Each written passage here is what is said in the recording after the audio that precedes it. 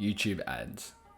They're something most of us have gotten used to now because we know they're there to support some of our favorite creators. And I don't know about you guys, but having to sit through a few second long advertisement or having to scroll past one in my feed isn't the end of the world. Personally, I've seen just about every industry use YouTube ads. And while some of them may be really cringy or have the wrong intentions in mind, they are there for a purpose. And I'm sure a lot of you can sympathize with the scenario where you've clicked on a video, you're ready to be entertained or learn something, and then here pops an ad. And while most of us will just wait until that skip ad button pops up, there are some weirdos like myself and Alan who think, I wonder how effective these ads really are. But more specifically, I wonder how effective a YouTube ad would be at growing a YouTube channel. And in today's video, we're going to answer that question exactly. A couple of weeks ago, Alan and I pushed one of our existing videos using YouTube ads to see what would happen if our content was played in front of a larger audience. So before we dive into the exact numbers of our YouTube ad, I think it's important to preface some of the circumstances surrounding a YouTube ad for growing a YouTube channel. The first thing that needs to be overcome is the viewer's perception of these ads. And I think it's actually summed up perfectly by this comment we actually received on our ad. They said, "Seems that people dislike it when people advertise. I feel like when they see the yellow symbol with the 2 letters AD, ad, they feel compelled to dislike the video." And that's an interesting point of view, and I think it does have a lot of weighting. I can definitely sympathize with people who feel these negative emotions towards advertisements that have that intrusive nature. However, what we wanted to test was how the viewers would react when it was just a video. Now, there were 3 things going into this ad that we thought would help shield us from some of these negative emotions associated with advertisements. The first one really comes down to the media itself. What is going on in the advertisement? What are you showing the viewer? We were specifically careful in selecting this video to make sure that we don't actually reference the viewer at all, as if the person viewing the ad is a fly on the wall, just watching in on the content that Alan and I create. This way, people don't get that negative association with someone trying to sell them something. They're just going to be watching a video of me explaining a story to my best friend Alan,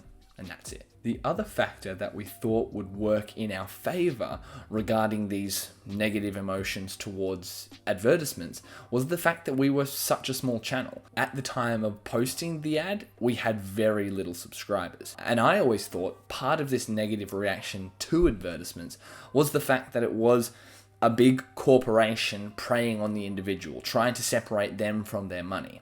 So with that in mind, we made sure that this type of ad wasn't asking for anything in particular, wasn't intrusive in nature, and was coming from the people. And number 3, tying in closely with the first one we mentioned, was how the ad was actually set up. So there are 2 main types of ads seen on YouTube. There's the mid-roll ads, or the ads that are played before you watch a video and during a video. And then there's the feed embedded ads, the ones that you see when scrolling down your feed. Sticking with the theme of trying not to be too intrusive, we went with the second one, as we wanted our content to sort of stand on its own. If they wanted to watch it, then they very well could, but if they didn't, they could just scroll on by. Now, keeping these 3 things in mind, let's see how people reacted to the ad.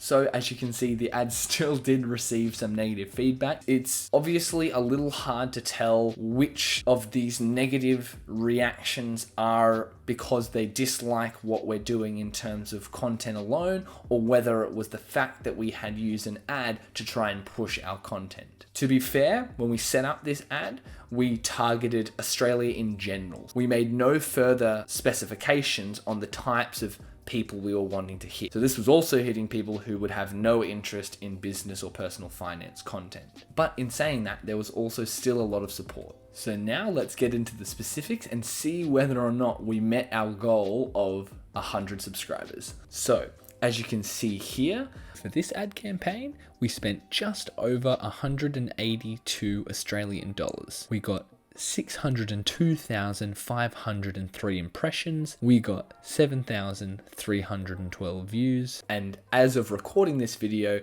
we are at 121 subscribers. So obviously when you compare that sub count to some of the biggest YouTubers out there, it's almost non-existent. But for us, 121 people subscribing to our channel and supporting us along the way is a big achievement, and we are super grateful for everyone that did subscribe. At the end of the day, this ad wasn't supposed to force people into doing anything.